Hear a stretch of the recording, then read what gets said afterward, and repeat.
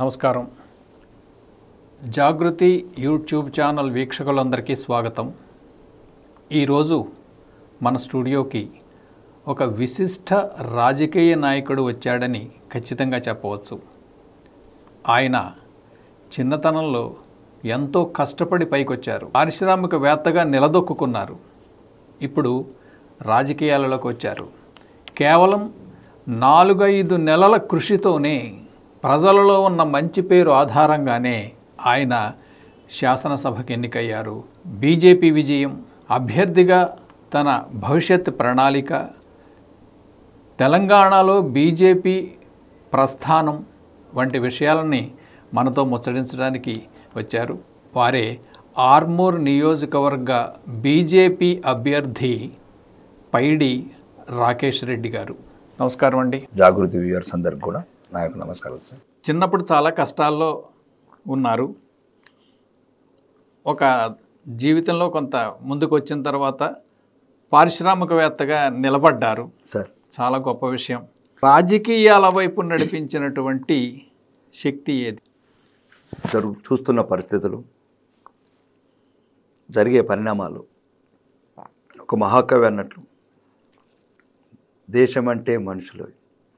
కానీ ఇప్పుడున్న రాజకీయ నాయకులు, ఇప్పుడున్న అన్ని వ్యవస్థలు, అధికార వ్యవస్థ కావచ్చు, అన్ని వ్యవస్థలు, ఈ దేశంలో చట్టబద్ధంగా రాజ్యబద్ధంగా నడుస్తున్న వ్యవస్థలు కావచ్చు, మనుషులంటే ఓన్లీ మనీ అనుకునే వ్యవస్థ తయారైంది. ఇంకా రెండోది ఏంటంటే సగం జీవితం సొంతానికి సరిపోయింది. ఇంకా మిగతా జీవితం సమాజం గురించి పాటుపడదామని వచ్చాను రాజకీయాల్లోకి. అది ఆ ప్రేరేపణ. అనేక రాజకీయ పార్టీలు ఉన్నాయి. అన్ని పార్టీలు ఒకటి కాదు, వాటి ఆలోచన విధానము ఒకటి కాదు. వీటిలో మీరు బీజేపీని ఎంచుకోవడానికి ఉన్న కారణం? ఒకటండి, ఇక్కడ ప్రధానంగా ఉన్నాయి 3 పార్టీలు. 4వ పార్టీలు కానీ కనుమరుగయ్యే దశలో ఉన్నాయి. ప్రధానంగా బీఆర్ఎస్, టీఆర్ఎస్ అనుకుంటే 2 పేర్లు ఒకటే. ఒకతను మాజీ ముఖ్యమంత్రి గారు కల్వకుంట్ల చంద్రశేఖర్ గారికి మంత్రి పదవి రానందువల్ల పెట్టుకున్న పార్టీ అది. మంత్రి పదవి, అన్ని అవలక్షణాలు, సమాజం పట్ల ఎటువంటి ప్రేమ లేకుండా ఒక ఐడియాలజీని, ఒక ఉద్యమం ఇక్కడ రగులుతున్న ఒక సమస్యను తీసుకొని ఒక ప్రాంతీయ పార్టీ ఆయనే చెప్పాడు, నేను నా భార్య తప్ప ఎవరు లేరని. నేను చెప్పాను, వేరే ఛానల్ కూడా చెప్పాను. అంటే కుటుంబం గురించి పెట్టుకున్న పార్టీ అది. ఇక కాంగ్రెస్ దాంతోనే దేశ విచ్ఛిన్నం. ఒక అన్ని అవలక్షణాలు ఉన్న వ్యక్తి మొదటి భారత ప్రధానమంత్రి కావటం. అయిన మరో రోజే కోట్లాది మంది హిందువులు అత్యాచారాలు, నరమేధం జరిగింది దేశ విభజన వల్ల. ఆ గాయాలు ఇంకా నా మనసులో ఉన్నాయి. నేను పుట్టకపోవచ్చు, అది చదివిన కొద్దీ, అయిన కొద్దీ, అంటే అప్పటి నుంచి పడితే 1969 కావచ్చు, తెలంగాణ మలిదశ ఉద్యమంలో కావచ్చు, రకరకాల సమస్యలు, పంజాబ్ ఇష్యూ, ఖలిస్తాన్ ఇష్యూ కావచ్చు, బింద్రన్ వాళ్ళని పెంచి పోషించిన విధానం కావచ్చు, కశ్మీర్లో హిందువుల మీద పండితుల మీద ఊచకోతలు కావచ్చు, నరమేధం కావచ్చు, ఆడబిడ్డలని సామీల మీద కోసిన సంఘటనలు కావచ్చు, మనసు కలిచివేసేది. అంటే మనం వ్యక్తులము, కానీ వ్యవస్థ పెద్దది, మనం చిన్నవాళ్ళం.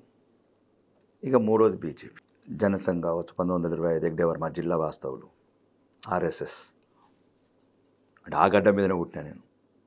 ఎంతో కొంత ఉంటుంది ఆ భూమిలో ఉన్న మహత్యం. ఒక మహాత్ముడు పుట్టిన నేల కందకుర్తి. ఒక మహాత్ముడు పుట్టిన నేల అది మాది. మేము పుట్టిన ప్రాంతం. ఫస్ట్ మేము పుట్టడమే అదృష్టం ఆ నేలల అని భావించాను. రెండోది ఏంటంటే ఒక పద్ధతి, నియమాలు. నేను కూడా ఫస్ట్లో కొద్దిగా సైన్స్ చేయకుండా కొన్ని రోజులు స్టూడెంట్ ఉన్న టైంలో, 8th క్లాస్ అట్లా ఆ టైంలో, అంటే నిరంతరం ధర్మం గురించి, నిరంతరం దేశం గురించి ఆలోచించే ఒక సంస్థ ఆర్ఎస్ఎస్. దాంతోపాటు భారతీయ జనసంఘ్ కావచ్చు, తర్వాత వచ్చిన పరిణామాలు కావచ్చు, రామ్మనోహర్ లోయ గారు కావచ్చు, అదంతా ఒకప్పుడు జనతా ప్రయత్నం, ప్రభుత్వము ప్రయత్నాలు అన్ని బెడిచి కొట్టిన తర్వాత భారతీయ జనతా పార్టీ 1980 వచ్చిన ఎదుగుదల చాలా ఉన్నంతలో ఈ భారతదేశంలో ఒకే ఒక్క పార్టీ ఉంది సార్. భారతదేశం గురించి పుట్టిన పార్టీ, దేశం నలువైపులా దేశాన్ని కాపాడుకునే పార్టీ. దేశం లోపల ఎన్ని మతాలున్నా, ఎన్ని జాతులున్నా, ఎన్ని ఇబ్బందులున్నా దేశాన్ని కాపాడుకోవడానికి ఉన్నది ఒకే ఒక పార్టీ, భారతీయ జనతా పార్టీ. దేశంతో పాటు ధర్మం, ధర్మంతో పాటు న్యాయం. ప్రపంచంలో ఈ మూడే కావాల్సింది మనుషులకు. దేశం ఉండాలి భద్రతగా, ధర్మం ఉండాలి కొద్దిగా నిష్టగా బతకడానికి, నియమాలతో బతకడానికి. అంటే ఆటవికులుగా ఆది మానవులుగా బతకకుండా ఉండాలంటే ఒక సంస్కారం సంప్రదాయం ఉండాలంటేనే ధర్మం ఉండాలి. ధర్మం నేర్పేదే అది. దాంతోపాటు న్యాయం. ఈ రెండు నువ్వు న్యాయం లేకపోతే కష్టం. న్యాయం ఈ మూడు ఉన్నది ఒకే ఒక పార్టీలో, భారతీయ జనతా పార్టీ. ఇది ఒక పార్టీ ఏమో ఒక వ్యక్తితో ముగుస్తుంది, ఇంకొక పార్టీ ఏమో కుటుంబంతో ముగుస్తుంది. కానీ ఇది నిత్య నూతనమై వెలుగుతుంది. భారత జాతి ఉన్నన్నొద్దులు అఖండ జ్యోతి వెలిగినట్లు వెలిగే పార్టీ ఒకటే ఒకటి, భారతీయ జనతా పార్టీ. కాబట్టి అలా విశ్వసించి ఆ విశ్వాసంతో ఈ పార్టీలోకి వచ్చాను. మీ గెలుపుని ఎవరికి అంకితం చేస్తారు? ఎవరి మూలాన మీ గెలుపు సాధ్యమైందని? మీ ఐడియాలజీనా, మీరు చేసినటువంటి సేవా కార్యక్రమాల, మొత్తం దేశవ్యాప్తంగా నరేంద్ర మోడీ గారికి ఉన్నటువంటి కీర్తి ప్రతిష్టల? అంటే ముందుగా ఓకే, నరేంద్ర మోడీ గారి కీర్తి ప్రతిష్టలకి ఏం లోటు లేదు. దేశవ్యాప్తంగా ఆ స్ఫూర్తి ఉంది. మొత్తానికి ఈ నా విజయం అనేది 87 గ్రామాల ప్రజలకండి.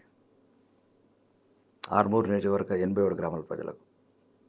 నేను రాజకీయాలకు వచ్చి 4 నెలలు అయింది. నేను ఎవరో తెలియదు, ఎక్కడ పుట్టానో తెలియదు, ఎక్కడ పెరిగానో తెలియదు. అక్కడున్న స్థానిక శాసనసభ్యులు, మాజీ శాసనసభ్యులు రకరకాల అరాచకాలు, అహంకారము, అవినీతి ఇవన్నీ చేస్తుంటే 87 గ్రామాల ప్రజలు బిక్కుబిక్కుమంటూ బతుకుతున్నారు. అంటే దినం వెళ్ళదీస్తున్నారు. ఆ టైంలో నన్ను చూసి వాళ్ళ బిడ్డగా భావించారు, వాళ్ళ సోదరుగా భావించారు. మా గురించి వచ్చాడు వీడెవడో మమ్మల్ని కాపాడటానికి. నాకు కూడా ఆలే కుటుంబం. ఇందులో ఎందరో అజ్ఞాతంగా పనిచేశారు. సుమారు తెలంగాణలో జరిగిన ఎలక్షన్లో హిందూ ధర్మం మొత్తం పంచబడ్డది. హిందూ మతాన్ని అడుగడుగున అవమానాలు పాలు చేశారు ఎలక్షన్ ప్రచారంలో. ఇక్కడ ఇప్పుడు ఉన్న నాయకులు, ఇప్పుడు రాష్ట్ర స్థాయి నాయకులు, రాష్ట్రంలో ఉన్నత స్థానాల్లో నాయకులు కూడా ఇప్పుడు ఒకరేమో దేవాలయ భూములు అమ్మి మైనార్టీలకు ఇస్తామన్నారు. మైనార్టీలు ఏమి అడగలేదు. మతాల మధ్యన రెచ్చగొట్టాలా, వైషమ్యాలు పెంచాలా వాళ్ళ అధికార పీఠాలకు.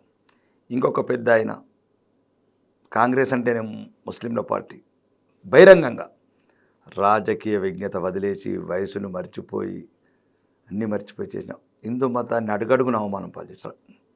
కాబట్టి అది కూడా కొద్దిగా భరించలేకపోయాను నేను. నాకు ఎప్పుడు కూడా ఇతర మతం లేదు. ఇవన్నీ కారణాలు. వాళ్ళ గొంతెత్తాను నేను. ఎవరైతే వ్యక్తులు ఇచ్చారో నా ప్రజలకు చెప్పాను, ధర్మమే లేకపోతే ఎటు పోతారు, ఎక్కడ బతుకుతారు మీరు? అంత అయిపోయింది. ప్రపంచంలో ఉన్నదే ఒక్క ఇల్లు మనకు. ఈ ఇల్లును కూడా కూలగొట్టుకుంటే, తగలబెట్టుకుంటే ఈ భవిష్యత్ తరాలు కష్టం లేదు, బతుకు లేదు అని వాళ్ళకి చెప్పగలిగాను నా ప్రజలకు. ఒకవైపు ధర్మం చెప్పాను, ఒకవైపు దేశం చెప్పాను. దేశమే లేకపోతే తెలంగాణ ఎక్కడికి ఉంటుంది, తెలంగాణ లేకపోతే ఆర్మూరు ఎక్కడ ఉంటుంది? కాబట్టి దేశం, ధర్మం, న్యాయం ఈ మూడు చెప్పాను. దీంట్లో అజ్ఞాతంగా చాలామంది పనిచేశారు. ఎన్ని ఒత్తిళ్ళున్నా ఏమున్నా, ఎంతోమంది ఓడగొట్టాలనుకున్నారు. స్వపక్షం, పరపక్షం, కుటుంబం, ఎంతోమంది బంధువులు ఓడగొట్టాలనుకున్నారు, మిత్రులు ఓడగొట్టాలనుకున్నారు. కానీ నేను నమ్ముకున్నది ఒకటి ధర్మం, దైవం. కాబట్టి దైవం ఆశీర్వదించారు, ధర్మం నిలిచింది. అదే నా గెలుపు. భారత రాజకీయాలలో ధర్మం పాత్ర ఎలా ఉందనుకుంటున్నారు? ఇప్పుడు ఎలా ఉండాలని అనుకుంటున్నారు? పోనీ సార్, భారత రాజకీయాలలో ధర్మము ఇంకా ప్రమాదకర స్థాయికి వచ్చేసింది. ఇంకా మనం కాపాడుకోవాలి. చివరి కొండ వెళ్తే ఇంకా లోయలో పడిపోతాం. ఇంకుంది, అవకాశం ఉంది. లోయలో జారుతారా? లోయ మీద ఉండి వెనకకొచ్చి కాపాడుకుంటారు మీ ధర్మాన్ని, మీ దేశాన్ని, మీ జాతిని, మీ భవిష్యత్ తరాలని. ఇది సమస్య. ఇప్పుడు ధర్మం ఇంకా ప్రమాదకర అంచుల్లోకి వెళ్ళింది. ఇంకా కనువిప్పుగా అండి. అంటే 15% ఉన్న వాళ్ళే తెలంగాణ అసెంబ్లీ మీద, సెక్రటరీ మీద ఆ నాయకులు భారతీయ జనతా పార్టీ జెండా ఎగరనీయం, కాషాయ జెండా. 85% ఉన్న మీరెందుకు మౌనంగా ఉన్నారు? నీ హక్కుల గురించి అడగవా? నీ దేశం గురించి అడగవా? నీ ధర్మం గురించి అడగవా? నీ పార్టీ గురించి మాట్లాడవా?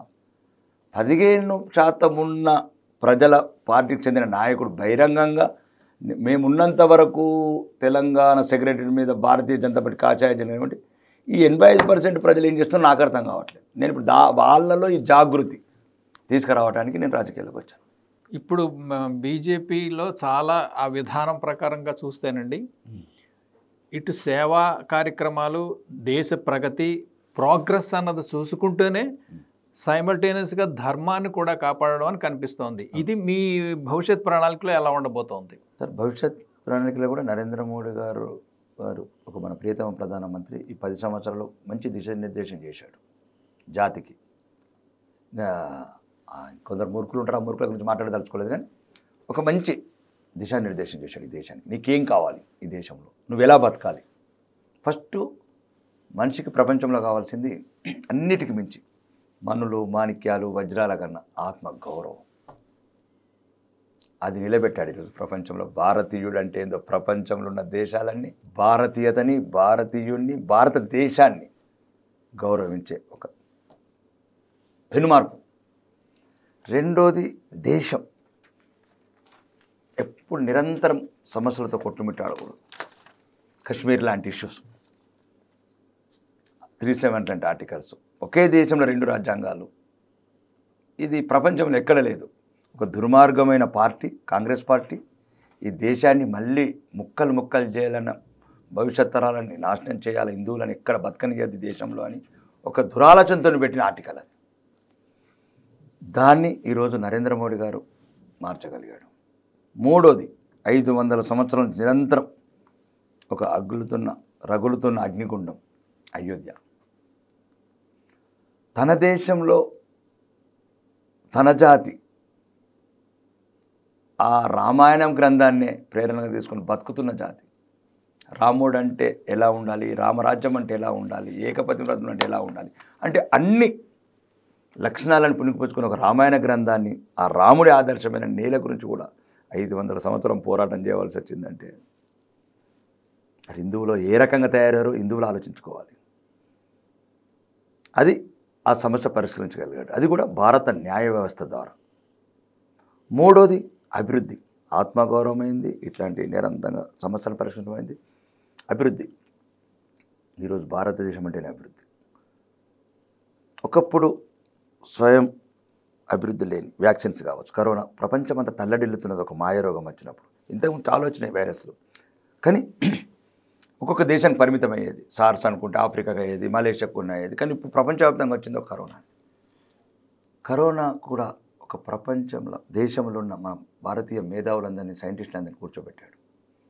శవాల కుప్పలు కుప్పలు దిబ్బలవుతుంటాయి.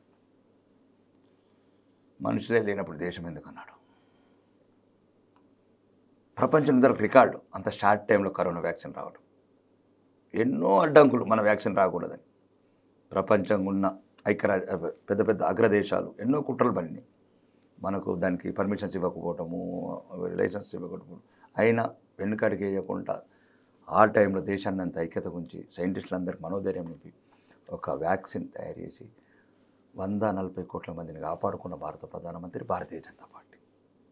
ఇంకోవైపు మనం బతకడం కాదు, ప్రపంచాన్ని కూడా బతికించాలని మిగతా దేశాలకు కూడా మనం వ్యాక్సిన్ ఉచితంగా పంపిన ఒక ధీరోదత్తుడు, ఒక ఉత్తముడు, శ్రీరాముడు పరిపాలన ఎట్లుండో చూపించినవాడు. అంటే ఇన్ని లక్షణాలు ఉన్నాయి. కాబట్టి ఇంకా ఇట్లాంటి పరిపాలన దక్షత వల్ల భవిష్యత్ తరాలు కూడా మేము కూడా ఆయన నాయకత్వంలో, ఆయన నింపిన ఆదర్శాలలో ఎట్లయితే అద్వానీ గారు, వాజ్పేయి గారు ఆదర్శాలు వాళ్ళు ఎట్లా నడుస్తున్నారో, అమిత్ షా గారు, నరేంద్ర మోడీ గారి అడుగుజాడల్లో మేము నడిచి వాళ్ళ ఆశయాలను పుణికిపుచ్చుకొని బంగారు భారతదేశం భవిష్యత్తు నిర్మిస్తామని కలలు అంటున్నాం. తెలంగాణలో బీజేపీకి ఉన్న సిద్ధాంతం ఎప్పుడు బలంగానే కొనసాగే అవకాశం ఉంది. దాని గురించి మీ అభిప్రాయం ఏమిటి? బ్రహ్మాండంగా. ఎందుకంటే ఇది మీకు గమనించాల్సింది ఏంటంటే అసలు భారతదేశంలో అందరికన్నా ముందు అధికారం రావాల్సిన పార్టీ, అధికారంలోకి రావాల్సిన రాష్ట్రం తెలంగాణనే. అది మర్చిపోయారు చాలామంది. కాంగ్రెస్ వాళ్ళు, ఈ మధ్యన పెట్టుకున్న చిన్న పార్టీ, ప్రాంతీయ పార్టీ వాళ్ళు, మునిగిపోయే పడవలు ఉన్నవాళ్ళు. ఎందుకంటే 1980 భారతీయ జనతా పార్టీ పెట్టిన మొదటి ఎలక్షన్లలో 2 సీట్లు వచ్చినాయి. అందులో ఒక హన్మకొండ ఒకటి. కాబట్టి భారతీయ జనతా పార్టీ హిందుత్వ భావాలు, దేశాన్ని బాగా ఘనంగా ప్రేమించే మనుషులు ఇక్కడ ఉన్నారు. కాబట్టి ఇది ఎప్పటికైనా మంచి పుట్టిన గడ్డనే భారతీయ జనతా పార్టీకి. దీన్ని ఎత్తుకునే గడ్డనే, దీన్ని గుండెల్లో అత్తుకునే గడ్డ కూడా భారతీయ జనతా పార్టీని, తెలంగాణని. కాబట్టి తెలంగాణలో ఎటువంటి సందేహం లేదు. రానున్న 5 సంవత్సరాలు బ్రహ్మాండంగా ప్రజల మద్దతుతో, ప్రజల ఆత్మాభిమానంతో, ప్రజల ఆశీర్వాదంతో భారతీయ జనతా పార్టీ కంపల్సరీ అఖండ మెజారిటీతో గెలుస్తాం. ఎవరైతే మైనార్టీలు రెచ్చగొట్టే ప్రసంగాలు చేశారో తెలంగాణ సెక్రటరీ మీద హిందువుల జెండా ఎగరనీయమని ఒక కుట్రపూరితమైన ఆరోపణలు చేశారు. దాన్ని పటాపంచ చేస్తాం. తెలంగాణలో అధికారం వస్తాం. భారతీయ జనతా పార్టీని నిలుపుతాం. రామరాజ్యం స్థాపిస్తాం. 10 ఏళ్ల పాలనలో టీఆర్ఎస్ తెలంగాణకి ఏం చేసింది నిజంగా? ఏమీ చేయలేదు. ఇంకొక 50 సంవత్సరాలు వెనుకకు నెట్టింది. 1956లో ఎలా అయితే ఉండేవాళ్ళం మొదలు 1948 సెప్టెంబర్ 11 ఎట్లయితే వెనుకబడి ఉన్నామో ఇప్పుడు అంతే వెనుకబడి ఉన్నాం. 7 లక్షల కోట్ల అప్పు, 20 లక్షల కోట్ల అవినీతి. దాన్ని సుమారు అవన్నీ వెలికి తీయాలంటే కూడా నాకు తెలిసి ప్రపంచంలో ఉన్న జడ్జిలు పనికిరారు. అంటే చెప్తున్నాను, చిన్న ఉదాహరణ. ఏం చేశారు చెప్పండి, నేను చెప్తాను. ఏ చర్చలను పాల్గొంటాను. ఎంతసేపు కాళేశ్వరం, ఎవరికి కాళేశ్వరము, ఎందుకు కాళేశ్వరం, పిచ్చా ఏంటి? అవి ఎటువంటి ఇంజనీరింగ్ నిపుణులతో సలహాలు లేకుండా నేను ఎర్రవెర్రలో కూర్చుండి అనేదేదో ఆయనకు తెలిసినట్టు గీతలు గీసుకొని రాతలు రాసుకొని దాంట్లో వచ్చే 30,000 కోట్ల 1,00,000 కోట్లకు పెంచి ఈరోజు 13,08,000 రూపాయలకు ఒక ఎకరం వరి పండిస్తున్నాడు. ఆదాయం 20,000, ఖర్చు 13,08,000. ఇదా ఇంజనీరింగ్ నిపుణత? దాని పరిణామం నిన్న కూడా ఇక్కడున్న గౌరవ మంత్రి గారు కూడా ఎల్ఎన్టీ కంపెనీతో ఆగ్రహించిండు. ఇదేంది ఇప్పుడే మేడిగడ్డ కాళేశ్వరం కూలిపోతుంటే ఇంకా మరి ఇంకా ఎప్పుడు అది మిగతా సగం ఎట్లా అని అన్నారు. ఇదంతా దీని ప్రపంచ స్థాయి దర్యాప్తు బృందం ఏర్పాటు చేయాలి. ఏర్పాటు చేసిన తర్వాత ఇప్పుడు ఎవరైతే దీని కారణాలు ఉన్నారో, ఎక్కడెక్కడ అవినీతి సంభవిందో లాంటి సంస్థలందరినీ చట్టం ముందు నిలబెట్టాలి. బోన్లో ఆ తెలంగాణ ప్రజల, అమాయక ప్రజల భవిష్యత్తులను తాకట్టు పెట్టారు. ఆ డబ్బుని తిరిగి రికవరీ చేయాలి. ఈ రోజున ధ్వంసమైన తెలంగాణలో అభివృద్ధి చేసుకోవాలి. ఇకపై కాంగ్రెస్ పాలన మొదలైంది వారం రోజుల క్రితం. ఎలా ఉంటుంది తెలంగాణ? ఇప్పుడున్న ప్రస్తుత ముఖ్యమంత్రి తెలంగాణ ప్రజాస్వామ్యం మీద అపహాస్యం చేస్తున్నాడు. నిన్ననే ఏదో స్టేట్మెంట్ ఇచ్చాడు. ఎక్కడ ఏ అభివృద్ధి కార్యక్రమాలున్నా బీఫామ్, అలా కాంగ్రెస్ బీఫామ్ తీసుకున్న ద్వారానేట ప్రజలు ఎన్నుకున్న ప్రతినిధి ద్వారా, అంటే ప్రజాస్వామ్యాన్ని అవమానించే మాటలు మాట్లాడే ఈ ప్రస్తుత ముఖ్యమంత్రి గారు ఒక్కసారి గమనించండి. మీరు మాలాగానే ఎమ్మెల్యే, మీకెంత రైట్స్ ఉంటాయో మాకంత రైట్స్ ఉంటాయి. మీరు ఎన్ని ఫండ్స్ కూడా అవుతారో మాకన్ని ఫండ్స్ కావాలి. లేకపోతే భారత న్యాయ వ్యవస్థ తలుపు తడతాం. ఏమనుకుంటున్నావు? బీఫామ్ తీసుకున్నోడికి అభివృద్ధి కార్యక్రమాలు చేస్తావా? మరి అట్లా అనుకుంటే నువ్వెందుకు ముఖ్యమంత్రి? ఇక్కడ మాకున్నారు కదా పాత వాళ్ళు, ఓడిపోయిన వాళ్ళు, వాళ్ళని ముఖ్యమంత్రి అనుకుంటాం. ముఖ్యమంత్రి వాళ్ళతో పరిపాలన చేయించండి. మీరెందుకు చేస్తున్నారు? ప్రజలు ఎన్నుకున్నారు కాబట్టి కదా, మేము ప్రజలు ఎన్నుకున్న ప్రతినిధులం కాబట్టి దయచేసి రాజ్యాంగాన్ని గౌరవించండి. రాజ్యాంగం మీద ప్రమాణం చేశారు. రాజధర్మాన్ని నిలబెట్టినవాడు, రాజు అనేవాడు ఎప్పుడు రాజధర్మం ప్రకారం నడవాలి. వ్యక్తిగత ఇట్లాంటి ప్రసంగాలు చేయకూడదు. ఇది రాజ్యాంగ విరుద్ధం. సమయం వచ్చినప్పుడు చెప్తాను ఈ విషయాలు. ఏమైనా రాజకీయ వ్యవస్థ అన్నది ఆశాజనకంగా అనిపించటం లేదు. లేకపోతే బీజేపీ లాంటి ఒక ఆశాజనకమైనటువంటి సిద్ధాంతం ఉంటే తప్పితే ఈ రాజకీయ వ్యవస్థను మార్చడానికి వ్యక్తిగతంగా మీరు అభిప్రాయం ఏమిటి? సార్, ప్రయత్నం ఎక్కడో ఒకటి మొదలు పెట్టాలి. నిరాశ అనేది అది మంచిది కాదు, జాతికి మంచిది కాదు, అది దేనికి మంచిది కాదు. రాజకీయ వ్యవస్థ కాదు, న్యాయ వ్యవస్థ కాదు, ఈ వ్యవస్థ కూడా మంచిది. నిరాశ నైరాశ్యంలోకి వెళ్ళిపోతుంది. నైరాశ్యం అనేది ఇంకా నాశనం అయిపోతుంది. కొవ్వొత్తి వెలిగించినాం. ఈ కొవ్వొత్తిని అఖండ దీపంగా ప్రపంచంలో అన్ని సంఘటనలు అట్లే జరిగినాయి. అదే వ్యవస్థ అయినా ఒకరోజు నిరాశను అనిపిస్తుండేది. నాకైతే ప్రగాఢ విశ్వాసం ఉంది సార్, భారత జాతి మళ్ళీ ఎట్లయితే చాణక్యుడు అశోకుడు కలలుగన్న అఖండ భారత్ ఎట్లుందో వెలుగుతుందని మనస్ఫూర్తిగా అనుకుంటున్నాను. ఆ దేవుడి దీవెనలు ఈ నేల మీద, ఈ కర్మభూమి మీద ఉంటాయని అనుకుంటున్నాను. కాబట్టి నిరాశ అవసరం లేదు. మళ్ళీ ప్రజల సుఖశాంతాలతో ఈ అరాచకాలు, అవినీతి, అక్రమాలు, కుంభకోణాలు లేని ఒక భారతదేశం తయారవుతుందని నేను భావిస్తున్నాను సార్. తెలంగాణలో అసలు బీజేపీ అధికారంలోకి వస్తుందన్నంత గొప్ప ఆశ ఉంది ఒకప్పుడు. అయితే అది ఎందుకో ఒక్కసారిగా మారిన పరిస్థితుల్లో అది వెనక్కి తగ్గింది, అది వేరే విషయం. మీ గొప్ప గెలుపు ఈ కొద్దిమంది అయినప్పటికీ చాలా చరిత్రాత్మకమైనటువంటి గెలుపు అనిపిస్తోంది. దేశమే అనుకుంటోంది ఈ విషయం. దీని ప్రభావం ఆంధ్ర మీద ఎట్లా ఉంటుంది? ఈ దక్షిణ భారతదేశాన్ని ఒకరోజు మేము పరిపాలిస్తాం సార్, భారతీయ జనతా పార్టీ అతి త్వరలోనే. అలాంటి కొత్తగా వచ్చిన వాళ్ళ ఆలోచనలు, ఎందుకంటే మాకు ఆలోచన కూడా ఇంత పరిపూర్ణంగా ఉండటానికి కారణం ప్రపంచం అంతా తిరిగాం. ఇంకొకరు వాటి కావచ్చు, విజయవర్మన్ లాంటి వాళ్ళని మేము ఆదర్శంగా తీసుకున్నాం. ఎక్కడి నుంచో సౌత్ నుంచి వెళ్ళి ఒక కంబోడియా లాంటి దేశంలో హిందూ మహాసామ్రాజ్యం స్థాపించి విష్ణు టెంపుల్ నిర్మించారంటే వీళ్ళందరూ భారతీయులు. అంటే ఈ మధ్యన ప్రతి ఒక్కరికి భారతీయులు, హిందువులు అంటే చులకనైంది. కానీ భారతీయుల మేధస్సు, భారతీయ శక్తి సమర్థాలు తెలియని మూర్ఖులు వీళ్ళు. తెలంగాణ అయితే సార్ మాకు తెలంగాణ ఆంధ్ర అంటున్నారు. ఒకప్పుడు ప్రపంచంలో వెళ్ళి హిందూ రాజ్యాలు స్థాపించడం ఇప్పటికి బాలి లాంటి దగ్గర బ్రహ్మాండమైన చరిత్ర ఉంది సార్ మనకు. అది మరుగున పడ్డది, దాన్ని తీయాలి, వెలికి తీయాలి. వెలికి తీసి ఇప్పుడు యువతకు స్ఫూర్తి నింపాలి. ఈ బంగారు భారతదేశం మనదే, ఈ భవిష్యత్తు మనదే. వీలైతే ప్రపంచంలో ఇంకా భారతీయత ఎట్లయితే అమెరికాలో, ఆస్ట్రేలియాలో, న్యూజిలాండ్లో, కెనడాలో అన్ని చోట్ల హిందూ దేవాలయాలు, హిందూ భావవ్యాప్తి, హిందూ జాలం ఎట్లా పెరుగుతుందో ప్రపంచవ్యాప్తంగా కూడా మొత్తం మన భారతే కాదు ప్రపంచాన్నే హిందూమయం చేయొచ్చని నా అభిప్రాయం. అంటే నాకున్న అనుభవం చెప్తున్నాను. ఈరోజు మీరు టెంపుల్ చూడండి, న్యూయార్క్లో, న్యూజెర్సీలో, టొరాంటోలో, ఆస్ట్రేలియాలో, మెల్బోర్న్లో, గల్ఫ్లో శివాలయం. అంటే అదే నేను చెప్పేది, నిరాశకు బదులు ఆశ ఉంటే ఇవన్నీ ఆలోచనలు వస్తాయి. కాబట్టి మన వీరులు ఇలా శక్తి సమర్థాలు ఇప్పుడున్న యువతకు చెప్పాల్సింది. అంత బలహీనం చేస్తున్నారు రాజకీయ నాయకులు. వాళ్ళని బలహీనం చేసి మత మార్పిడి చేయటము, లేకపోతే రకరకాల ఇబ్బందులు పెడతారు. కాబట్టి విజయవర్మన్ లాంటి ఆదర్శంగా తీసుకుందాం, అశోకుడు, చక్రవర్తి లాంటి వాళ్ళని ఆదర్శంగా తీసుకుందాం. వాళ్ళ కాలి ధూళి నడయాడిన నేల ఇది. ఆ ధూళిలో ఉట్టడమే మన అదృష్టం. యువతకంతగా చెప్తున్నాం, భవిష్యత్తు మనదే. బంగారు భారతదేశం నిర్మించుకుందాం. ధర్మం, హిందూ ధర్మాన్ని 4 వైపులా విజయనగరం సామ్రాజ్యంలో ప్రతి వీధులు ఎట్లా గుడి గంటలు మోగినాయో భారతదేశం మొత్తం గుడి గంటలతోని మంగళారతితో విరజల్లాని నా కోరిక. మీరు కూడా అర్థం చేసుకొని మీ స్థాయికి తగ్గట్టు ఎక్కడ ఏ స్థాయిలో ఆ స్థాయిలో ప్రారంభించండి ఈ యొక్క పనులు. ధర్మం కావచ్చు, గుళ్ళు కావచ్చు, బళ్ళు కావచ్చు, భజనలు కావచ్చు, భక్తి కావచ్చు, శౌర్యం కావచ్చు, పౌరుషం కావచ్చు, కత్తి కావచ్చు, కరవాలం కావచ్చు, ఇవన్నీ సన్నద్ధంగా అండి. భారతీయ రాజ్యాంగ వ్యవస్థలో అన్ని రకాల భారత రాజ్యాంగానికి లోబడి పనిచేద్దాం. భారతదేశాన్ని పునర్నిర్మించుకుందాం. చరిత్ర నుంచి మీరు ఒక గొప్ప స్ఫూర్తి పొందినట్టు కనిపిస్తోంది. ఇది ఎలా సాధ్యమైంది? నిరంతరం నేర్చుకోవాలని తపన. అంటే ఈరోజు ఇంత అవమానించబడుతున్న జాతి ఎందుకు ఇట్లా కోల్పోయింది తన శక్తి సామర్థ్యాన్ని అంటే వెతుకుతూ పోతుంటే మీకు ఇంకా నేను చెప్పింది 1% కూడా కాదు. ఇంకా చెప్పాలంటే ఇంటర్వ్యూ కాబట్టి చెప్తున్నాను. 100 రోజులు కంటిన్యూ ఇంటర్వ్యూ చేయండి, 100 రోజులు చెప్తాను నేను. అంటే ఉదాహరణకు జలియన్ వాలా బాగ్ సంఘటన, ఉధమ్ సింగ్ కళ్ళకి నీళ్ళు వస్తాయండి ఇప్పుడు కూడా. తన మనుషులను చంపితే అంటే ఆ రోజు అధికారికంగా 400-500 కొన్ని వేల మంది చంపాడు జనరల్ డయర్. 12 ఏళ్ళు పగబట్టిండు బిడ్డ, తన జాతి మీద కాక్షించుకోలేదు. 12 ఏళ్ళు కష్టపడి లండన్కి వెళ్ళి జనరల్ డయర్ చంపినాకనే నిద్రపోయిండు బిడ్డ.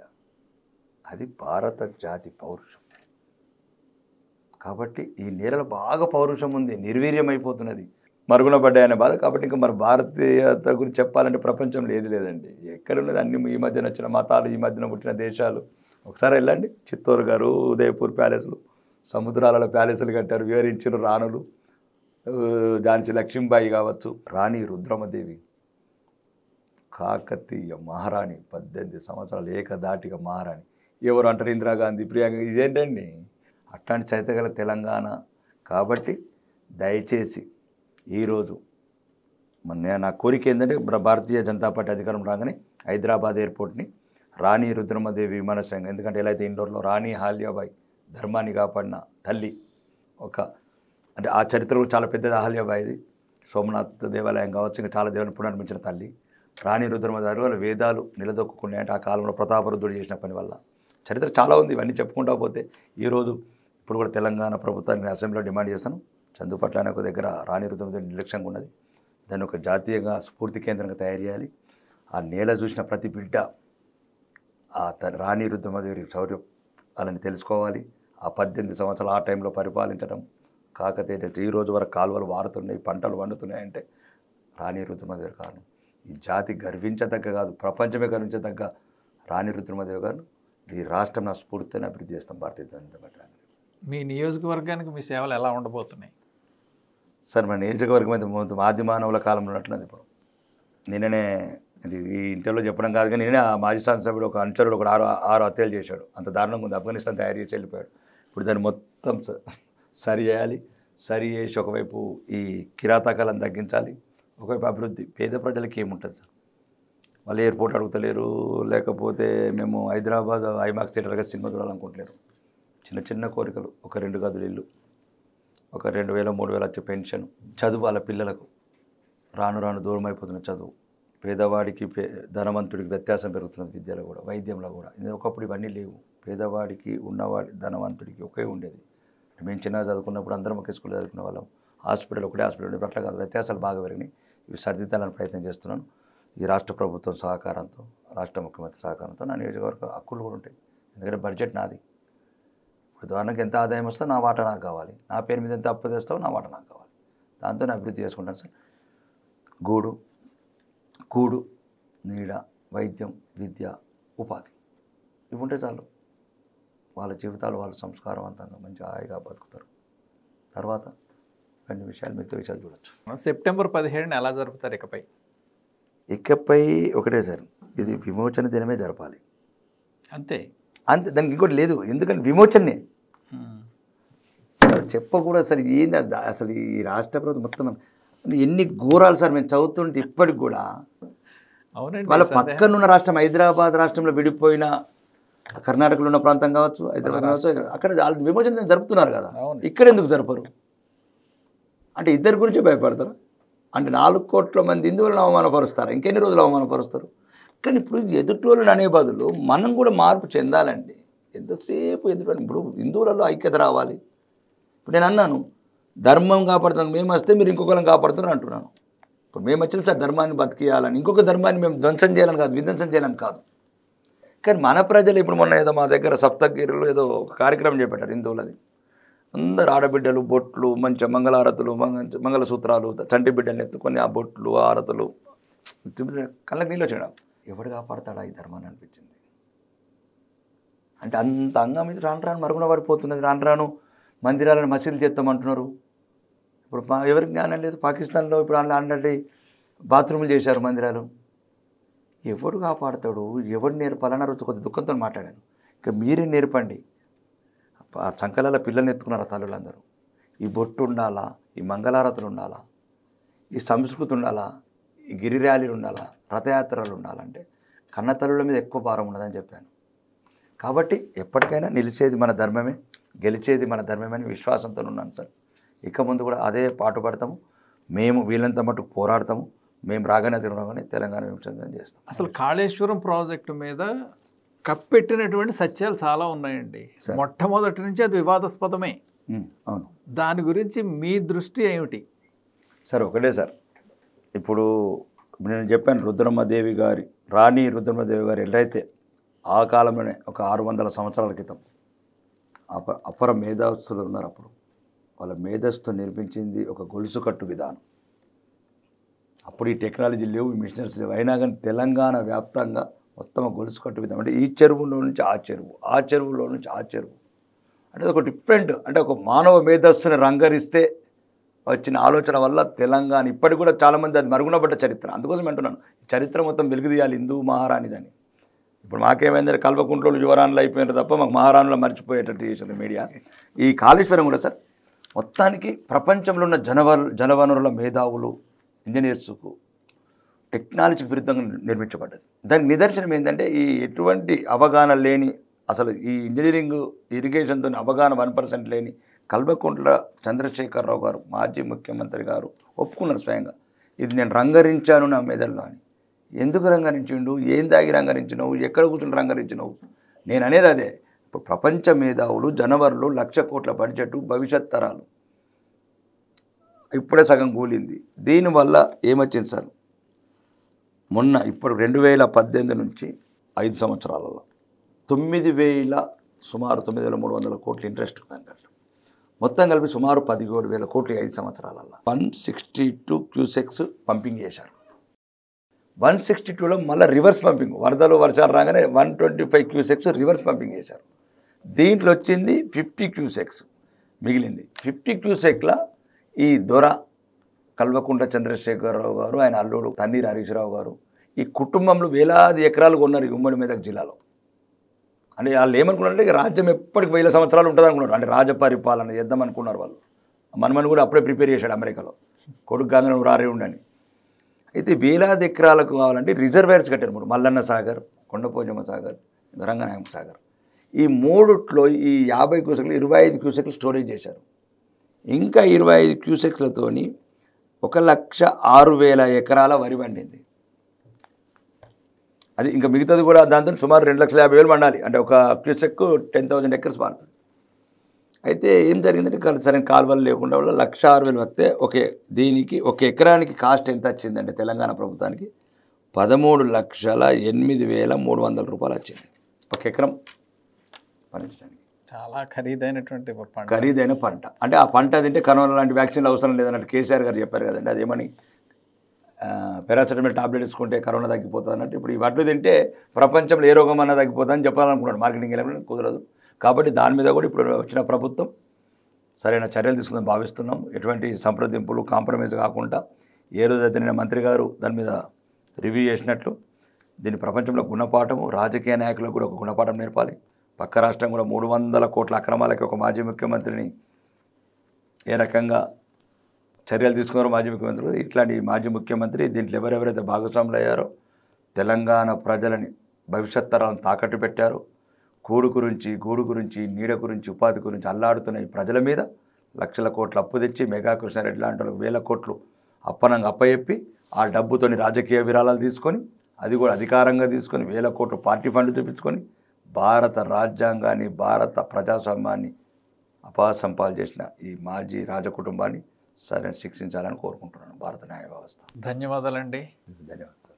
విన్నారు కదా, రాకేష్ రెడ్డి గారి అభిప్రాయాలు వింటే అందరికీ ఉత్సాహపూరితంగానే కనిపిస్తోంది. ఒక స్ఫూర్తిదాయకమైనటువంటి ధోరణి వారిలో కనిపించడం విశేషం.